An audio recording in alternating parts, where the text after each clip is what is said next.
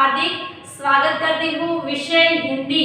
और आज का हमारा जो विषयांग है वे हमारा गद्य नंबर 12 और जिसका नाम है रानी। बहुत ही अच्छा एक गद्य आज हमें पढ़ना है, जिसके लेखिका यानी कि हमारे जो कवयित्री है वे है महादेवी वर्मा। तो सबसे पहले अब हम इस गद्य की शुरुआत करने से पहले कवयित्री परिचय लेते हैं। तो सबसे पहले हमें महादेवी वर्मा के बारे में जानना जरूरी है। महादेवी वर्मा, इसका जन्म सन 1907 और इसका निधन 1583 में हुआ था। हिंदी साहित्य में महादेवी वर्मा अर्थात मैं नीर भरी दुख की बदरी और तुमको नींव में ढूंढा, तुम में ढूंढी पीड़ा कहने वाली सदस्य सहृदय, भावुक, अत्यंत संवेदनशील और समग्र नीव सृष्टि की अनुकंपा वर्षण करने वाली छायावादी युग की अप्रतिम रचनाकार। कितनी बढ़िया बात है महादेवी वर्मा के बारे में यहाँ पे बताई है। छायावाद युग के 4 स्तंभ गिने जाते हैं: प्रसाद, पंत, महादेवी और निराला। यानी कि जयशंकर प्रसाद, महादेवी वर्मा, निराला। तो ये सारे जो लेखक कवि है इसको जो 4 स्तंभ माने जाते हैं वे छायावाद युग के। इनमें प्रसाद के साथ सदैव इतिहास बोध रहा तो पंत प्रकृति के कोमल कांत पदावली के रचनाकार के रूप में पहचाने गए। निराला यानी कि सूर्यकांत त्रिपाठी निराला, आपने उसका नाम सुना ही होगा।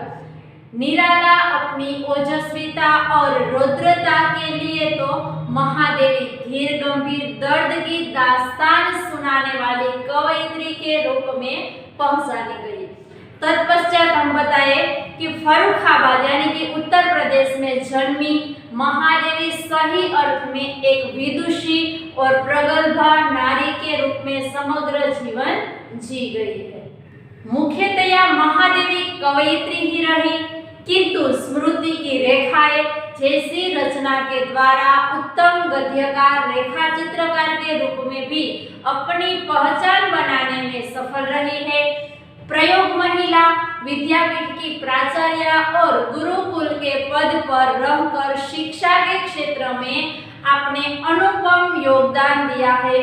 निहार, रश्मि, नीरजा, संध्या गीत, दीपशिखा, अतीत के चलचित्र और स्मृति की रेखाएं आदि आपकी बहुचर्चित एवं लोकप्रिय रचनाएं हैं। तो छात्र, अब हम लोगों ने महादेवी वर्मा के बारे में परिचय लिया है। उसके बाद अब हमें इस गद्य की शुरुआत करनी है, जिस गद्य का नाम है रानी। तो नाम सुनकर आपको ऐसा लगता है ओहो बहुत बढ़िया कहानी होगी, कोई राजा होगा, कोई रानी होगी, लेकिन ये वो राजा और रानी की बात नहीं है। लेकिन यह रानी एक घोड़ी का नाम है। आज हमें उसके बारे में अभ्यास करना है। तो अब हम इस गद्य की शुरुआत करते हैं। सबसे पहला पॉइंट है गधे पर सवार अंग्रेज बच्चों को देखना। तो इसमें क्या अंग्रेजों की बात आती है, कुछ लड़त वगैरह ऐसा आता है? नहीं, बहुत ही अच्छा हमारा गद्य है जो हमें आज पढ़ना है। तो गद्य की शुरुआत करते हैं। रियासत होने के कारण इंदौर में शानदार घोड़ों और सवारों का आधिक्य था। आधिक्य यानी कि अधिकता था। रियासत होने के कारण इंदौर में कितने सारे ऐसे शानदार घोड़े और इसके जो ऊपर जो कोई सवार होकर वहां से गुजरता था। इसके अतिरिक्त हम अंग्रेजों के बच्चों को छोटे टट्टुओं या सफेद गधों, यानी यहाँ पे टट्टुओं का मतलब होता है गधा, इसके पर अंग्रेजों के बच्चों है वे वहां पे बिठा कर चलते हैं, ऐसा यहाँ पे बात की गई है। जिसकी जाति के संबंध में रामा ने हमारा ज्ञान वर्धन किया। ज्ञान बढ़ाना यानी कि जानकारी देना। यहाँ पे एक पात्र आता है रामा। तो रामा है वे महादेवी वर्मा के जो नौकर है उसका नाम है। तो महादेवी वर्मा कहते हैं कि हमारे यहाँ इंदौर में ऐसा था कि शानदार घोड़ों पे सवार होकर सभी लोग निकलते थे, लेकिन कभी कभी ऐसा था कि अंग्रेजों के जो बच्चे थे वे सफेद टट्टू यानी कि गधों पर सवार होकर निकले। तो इसके बारे में महादेवी को पता नहीं था, इसीलिए उसका जो नौकर है रामा, उन्होंने उसे बताया था कि घूमते पर देखते थे रामा की कहानियों में तो राजा अपराधियों को गधे पर चढ़ाकर देश निकाल देता था। अब क्या होता था, जब रामा यानी कि आपको इतना ही समझना है, महादेवी वर्मा का जो नौकर है उसका नाम है रामा। रामा जब कहानी सुनाता था तो वे ऐसे कहता था कि जब कोई अपराधी होता है उसको दंड मिलता है तो अंग्रेज क्या करते थे, उसको गधों पर बिठा देते थे और उनको देश से वहां से विदा कर देते थे, अपने देश में वापस भेज देते थे। इन्हें गधों पर बैठकर प्रसन्नता से घूमते देखकर विश्वास करना कठिन था कि इन्हें दंड मिला है। क्या होता था, जब अपराधी को दंड दिया जाता था तो उसको गधे पर बिठाया जाता और अपने गांव वापस छोड़ दिया जाता। तो कभी कभी ऐसा वे लोग गधे पर बैठते हुए इतने प्रसन्न होते थे तो हमें ऐसा लगता है क्या उसे दंड मिला है या वे बहुत इतना प्रसन्न हो रहा है। रामा के पास हमारी जिज्ञासा, जिज्ञासा का अर्थ होता है जानने की इच्छा, का समाधान था, यानी कि उसने हमारा हल कर दिया प्रश्न का। इन्हें विलायत इंग्लैंड में गधे पर बैठने का दंड देकर भारत भेजा गया है, क्योंकि वहां यह वाहन नहीं है। क्या हुआ था, महादेवी वर्मा का जो नौकर है रामा, उनको क्या हुआ, उनको भी दंड मिला था। तो क्या हुआ, इंग्लैंड में उसको गधे पर बिठाया और वहां से कहां पे भेज दिया, भारत भेज दिया था, क्योंकि वहां पर ऐसा वाहन नहीं था। इस पैराग्राफ में हमें यह पढ़ा कि महादेवी वर्मा है, जब इंदौर में शानदार घुड़सवारियों के बारे में बात की गई थी तब उसे पता चला कि कैसे पता चला, तो उसका जो नौकर है रामा, उन्होंने इसे बताया कि जब अंग्रेज लोग है कोई अपराधी को दंड देना चाहते हैं तो वे गधों पर बिठाकर अपने देश में वापस भेज देते थे। इसीलिए रामा को भी जो यहाँ पे गधे पर सवार अंग्रेज बच्चों को देखना, यानी कि महादेवी ने देखा कि गधे पर अंग्रेज बच्चे बैठे हुए, तो उन्होंने उसको जिज्ञासा हुई कि यह क्या होता है। इसीलिए उन्होंने रामा से पूछा और रामा ने कहा कि जब कोई अपराधी होता है तो उसको दंड देने के लिए अंग्रेज लोग ऐसा करते हैं, गधों पर बिठा देते हैं और अपने देश भेज देते। उसी प्रकार रामा को भी इंग्लैंड से भारत भेज दिया गया था। समझ गए। तत्पश्चात क्या होता है, एक दिन हम तीनों ने बाबूजी को मौखिक जबानी स्मृति प्रति यानी कि याद दिलाया कि हमारे पास छोटा घोड़ा न रहना अन्याय की बात है। अब एक बार क्या हुआ, महादेवी वर्मा और उसके भाई बहन टोटल मिलाकर कुल मिलाकर तीनों ने अपने बाबूजी से कहा, क्या कहा कि हमारे पास एक घोड़ा तो होना ही चाहिए, अगर नहीं है तो वे तो हमारे पर अन्याय हो रहा है। यदि अन्य बच्चों को घोड़े पर बैठने का अधिकार है तो हमें भी यह अधिकार मिलना चाहिए। वे तो सही बात है।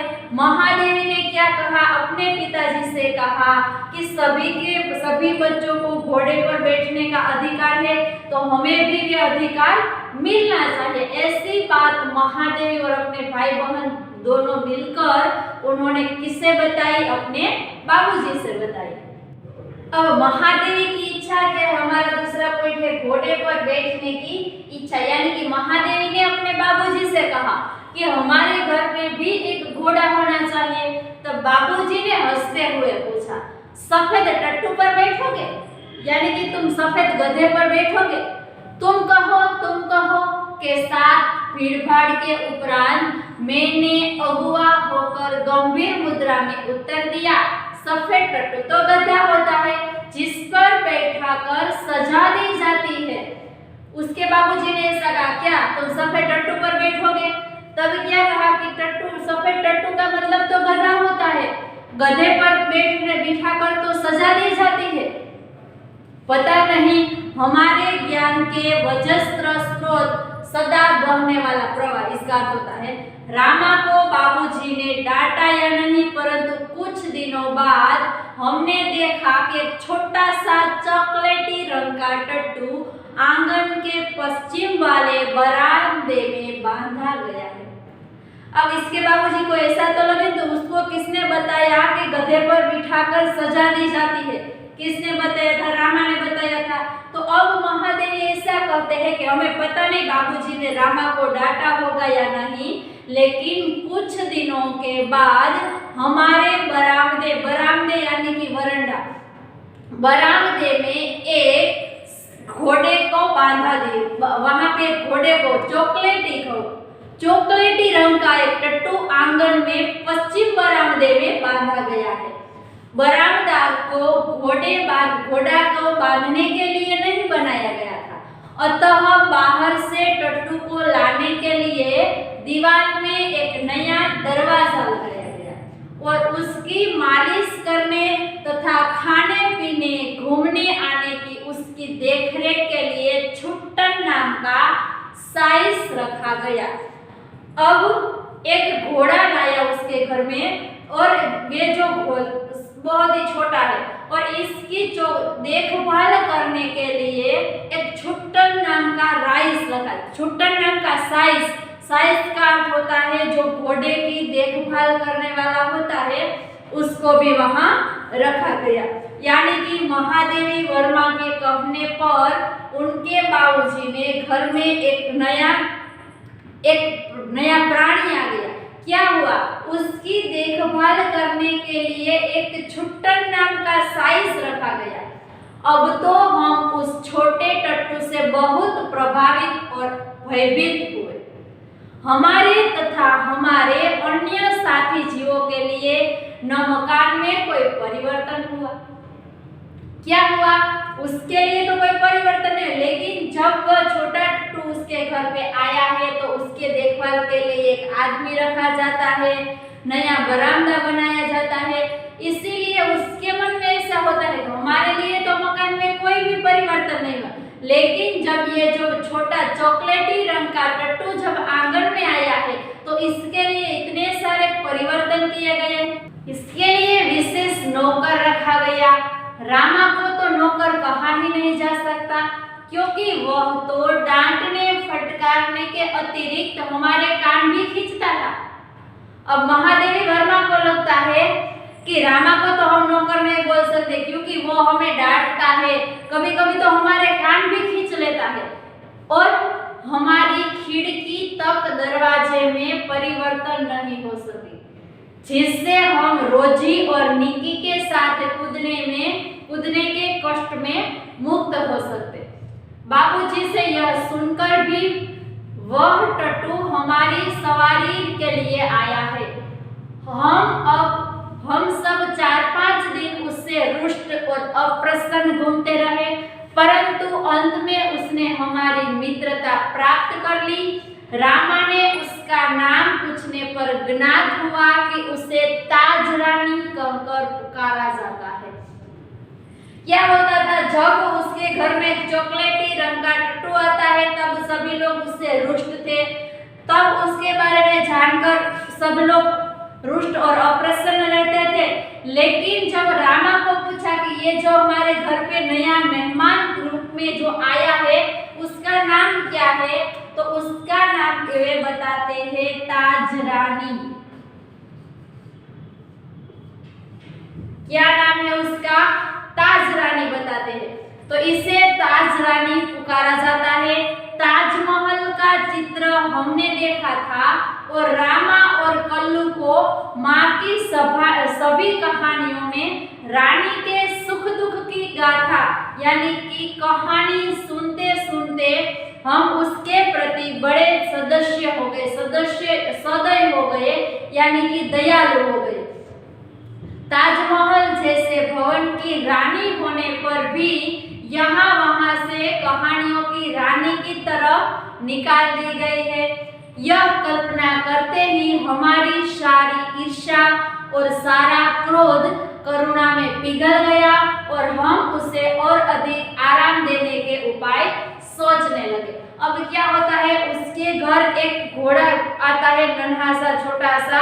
अब रामा से कहकर उसका नाम पूछे जाते हैं। थोड़े बहुत दिन ऐसा होता है कि सभी बच्चे उस पर रुष्ट होते हैं, नाराज होते हैं, लेकिन जब पता चलता है कि उसका नाम क्या है, ताज रानी, ताज रानी नाम पता चलता है कि जिस प्रकार ताजमहल होता है, राजा और रानी के बारे में बातें सुनी है, ऐसी बात सोच सोच कर सभी बच्चों के मन में उसके प्रति स्नेह आता है और ईर्ष्या, क्रोध वे सब दया में परिवर्तित हो जाता है। इसीलिए सभी बच्चों उससे अधिक आराम देने के उपाय सोचने लगते हैं। अब छात्र हमारा अगला पॉइंट शुरू होता है, क्या है, रानी घोड़ी का सौंदर्य। वह इतनी सुंदर थी, जो ताज रानी है उसको सब लोग रानी कहकर पुकारते हैं, इसीलिए हमारा गद्य है उसका नाम भी क्या है, रानी।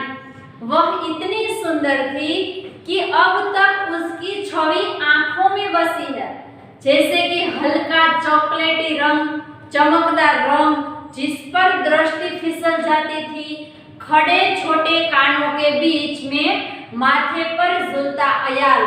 अयाल क्या होता है, घोड़े के गर्दन पर के जो बाल होते हैं उसे अयाल कहा जाता है। अयाल का गुच्छा, बड़ी काली, स्वच्छ और पारदर्शी, या पारदर्शी किसे कहते हैं कि जिससे आर पार देखा जा सकता है, वे जैसी आंखें।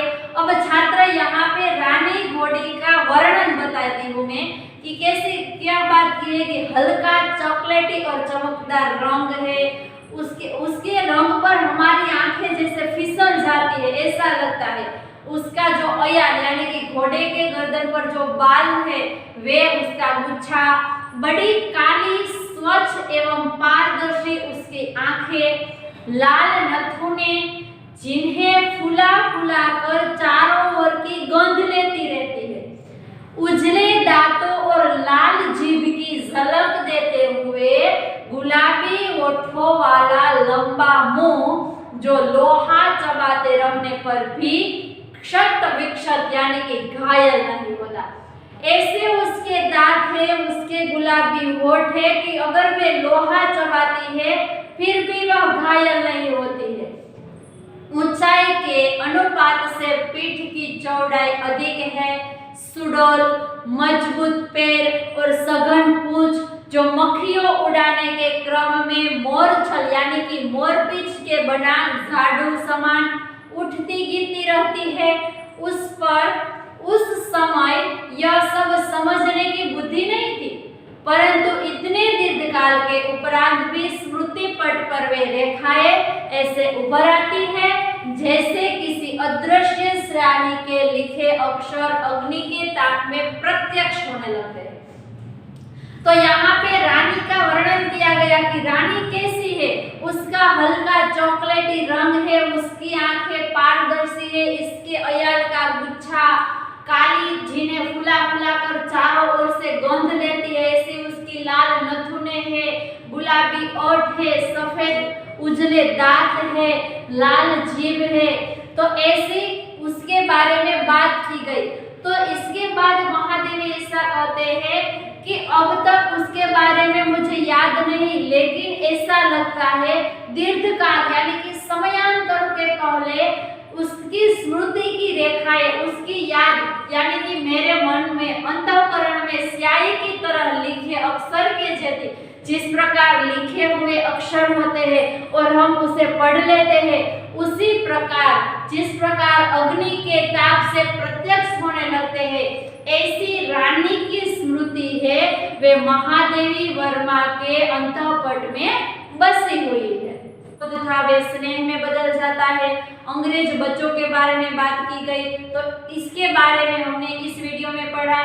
बाकी का जो गद्य है हम अगले लेक्चर में पढ़ने वाले हैं। इसके बाद रानी का क्या होता है, आगे की कहानी क्या मोड़ लेती है, इसके बारे में हमें अभ्यास अगले वीडियो में करना है। तब तक मैं आपको ये बात बता देती हूँ कि यहाँ पे हमने जो पढ़ा है इसके बारे में मैंने 3 प्रश्न यहाँ पे लिखा है, जो 3-4 वाक्य में आपको उसके उत्तर देने हैं। तो आपका यह होमवर्क है। पहला प्रश्न है, गधे पर बैठे अंग्रेज बच्चों के बारे में रामा ने क्या बताया। दूसरा है, रानी के प्रति बच्चों का ईर्ष्या और रोष दया भाव में कैसे बदल गया। तीसरा है, रानी के साथ मित्रता स्थापित करने के लिए कैसे प्रयास किए गए। तो ये तीनों प्रश्नों का उत्तर आपको होमवर्क में करना है।